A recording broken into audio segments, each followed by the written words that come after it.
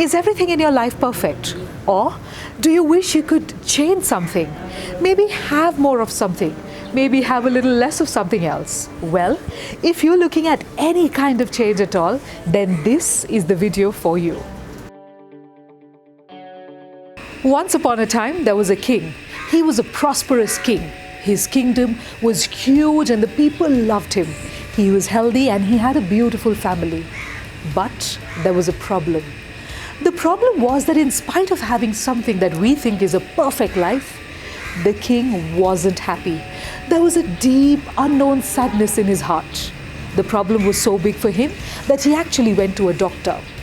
The doctor analyzed the problem. He spoke to the king at length, and finally he said, "Sir, if you want to be genuinely really happy, make sure that from now on you can only see the color green in your life." The king was puzzled by this odd request. However, because he was so desperate to find happiness in his life, he decided to follow what the doctor said. And from then on, preparations started. For the next 15 days, the entire kingdom was put on hold. Everyone was supposed to do anything they could to make sure that everything around was green. People ordered green clothes for themselves. They painted themselves green. They painted their homes green. The king was only served broccoli and peas for breakfast, lunch, and dinner. He also painted himself green, got himself green robes, did everything that he could. 15 days later, it was the day finally when the king would step out of the palace and see his new green world. Everyone around him was excited. All his people got ready in their new green clothes, painted themselves green in color, and waited to see their monarch after a long time.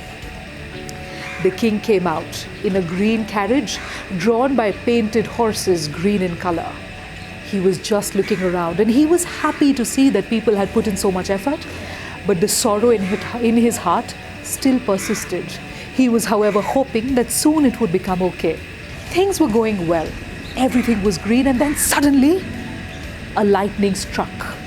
Slightly scared by the lightning, the king looked up and he saw the rich blue sky. And immediately he burst into a fit of fury. He screamed and shouted, "The sky is blue, everything's over!" And then a meeting was set up. His most important counselors were called, and all of them got together to figure out how they could now change the color of the sky and make it green instead of blue. One of the counselors had got with him his young son. The little boy quietly observed everything that was happening in the meeting. He didn't say a word. One of the counselors said, "Sir, maybe we could make a tent. Cover the whole kingdom in a tent so that wherever you go, you can only see green when you look up at the sky."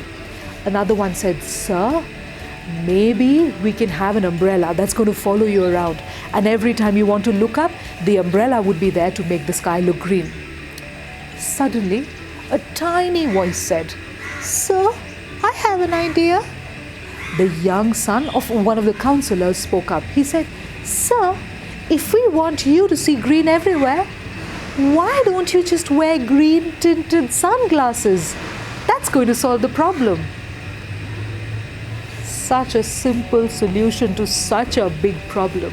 If you want to see green, why don't you wear green tinted sunglasses? If you want to see happiness, why don't you tint happiness in your eyes? And why don't you see the world through a lens of happiness? If you want to see prosperity, why don't you see the world through a lens of prosperity? You see, the truth, whether we accept it or not, is that the entire world and what we see of it and what we experience of it depends on our perspective. And it is our perspective that is the one secret that can change the way we experience the world. So what exactly is your perspective? If perspective is so important, why don't we think enough about it? You see, your perspective is your personalized worldview. It is basically the way you look at the world. Your perspective or your perception is formed by who you are, your characteristics, what experiences you've gone through, and what you believe in. Now, the important thing to understand here is that two people can have completely different perspectives of the same thing. Let me give you an example. I love the winter. When it's winter, something inside me just becomes extremely happy. I might be jumping around and dancing when it's 8 degrees, but for somebody else, the weather might completely suck. So your perspective could be different for the same thing, and it would depend on who you are and your characteristics and what you basically like as a person. The other thing that's important is that if we are able to change our perception or our perspective, we can actually change our experience of the world. Just like simply by wearing green tinted sunglasses, the king could potentially change his entire view of the world, we too can change the way we view the world, the way we experience the world, just by changing our perspective. Let me give you an example. Many years ago, I was in the middle of a big earthquake. Many of us were. But my question to you is, if you were also in that earthquake, what memories do you have of it? What perception do you have of it right now? Do you only think about the loss and the pain and the struggle and the suffering? Or do you also feel gratitude for the random acts of kindness from strangers? Do you also give gratitude that you are alive today? What is your perception? When I think about that earthquake, or when I think about any other difficult time in my life, I think about what I learned from that struggle. What exactly did I gain from it? And that is what my perspective is. And that is really what changes the way I view the world around me. So exactly how do we change our perspective? You know, when I heard this story for the first time, I really wanted to change my perspective of certain things in life so that I would be able to experience those things differently. So here's what I did. I figured out that if I wanted more prosperity in my life, I should start asking myself, what prosperity is already there in my life?